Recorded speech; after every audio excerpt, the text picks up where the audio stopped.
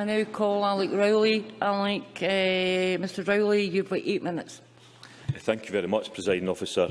In opening up today or closing today for Labour, I would first want to acknowledge all those council workers and the shop stewards and all the people that have travelled from across Scotland to lobby this Parliament today, not to put the case for higher wages, not to put the case for more pay, but to put the case for their jobs, for their colleagues' jobs and for public services across Scotland. Can I say that in any budget, and as an opposition party looking at a budget, of course there will be proposals within that budget and there will be monies within that budget that are to be welcomed. And I have already put on record the acknowledgement that the £250 million that was going into health and social care was something to be welcomed. There is clearly still discussions to take place with local government who still seem unclear as to some of the detail of that and the conditions that are around it. But nevertheless, given the major difficulties that we have right across Scotland in terms of social care, that was welcomed. And I have also said, whilst we would go further in terms of housing, and it is important that we now actually make the housing happen, but we do have a housing crisis in Scotland and it needs to be tackled, and again the additional funding that was put in place there.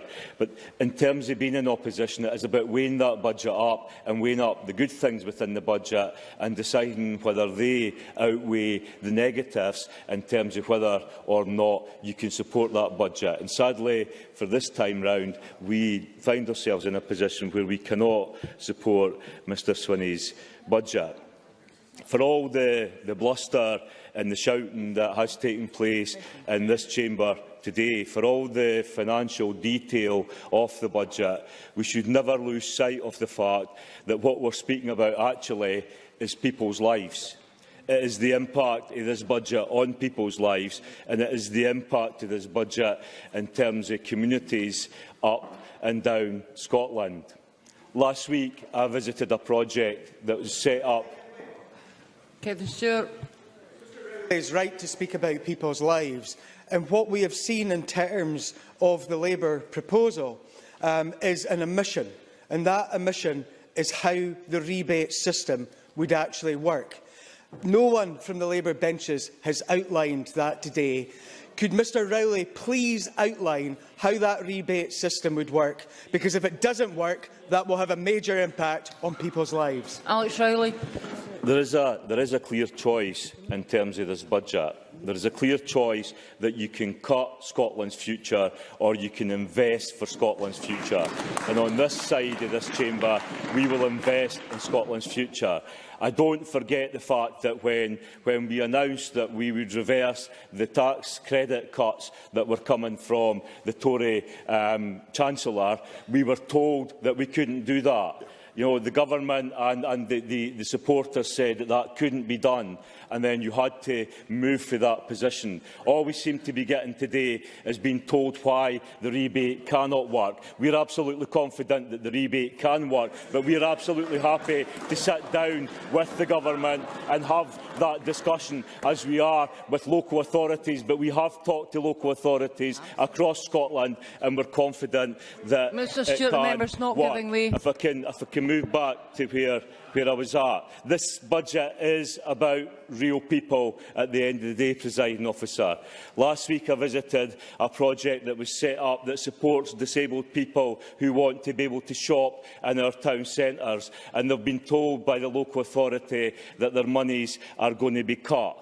In terms of early years investment, there is threats to budgets up and down the length and the breadth of Scotland. And if we were having a joined-up strategy and a joined-up budget in Scotland, then we'd not be cutting early years of the most needed in our communities, because we know that children by the age of 3 or 4 might already have had their path outlined for them. And that's why there has been an emphasis by local government across Scotland to invest in early years. All these kinds of projects are in danger of being cut, and that impacts on real people's lives. I also said that I welcomed the fact, and Joan McAlpine in her speech talked about the living wage. And I, for one, have campaigned and said that we need to introduce a living wage across the care sector. It cannot be right, and it is not right, that the majority of care workers in the private sector get no more than the minimum wage. So on that we can agree, but when we talk about ill-considered, ill-thought-out proposals coming forward, then I would have to say to you that if the third sector are expected to pay 25% of the living wage, then I'm not sure that that will actually work. Indeed, it was Mr Swinney himself a few years ago who paid the local authorities to increase the national rate in the private sector. So again, I'm not sure that that will work. But the very principle of introducing a living wage across the care sector, of course, we will support that as we move forward. But another criticism that I have of this budget is I would have to ask, where is the strategic focus of a joined-up strategy for moving Scotland forward and moving its futures forward? I would have to say that I am concerned, Presiding Officer, about the economy of Scotland right now. How many task forces do we have up and running in Scotland? 65,000 jobs have gone in oil and gas, and we rightly have a task force trying to address that. We've had task force for the coal sector, where the open cast jobs have gone. In Fife, I sit on a task force along with Mr Swinney because of the job losses that went there. We have a task force for steel. We have a task force in Glenrothes for the electronics and semiconductor industry. Indeed, if you look right across Scotland, there is not much left of the electronics industry. Faced with those stark realities about where our economy in Scotland is now, I ask myself, where in this budget is there any inclination that we're moving towards an investment strategy and a development strategy to put Scotland's economy back on track?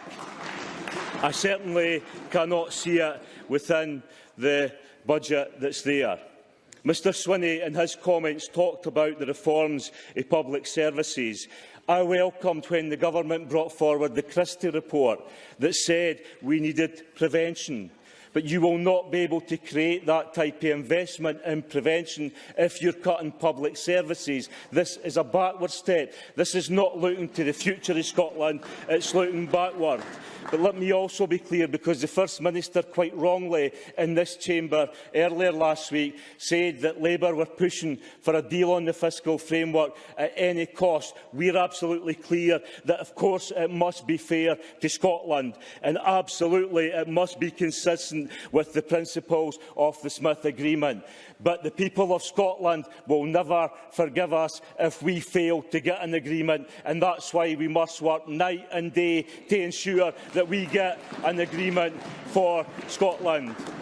Presiding Officer, I think my time's up, but I would want to say that none of us in this chamber should take our eye off the fact that what we're talking about here is real people. We're talking about real jobs. We're talking about real communities. So let's work together to ensure that we actually invest in Scotland's future. Support Labour's amendment.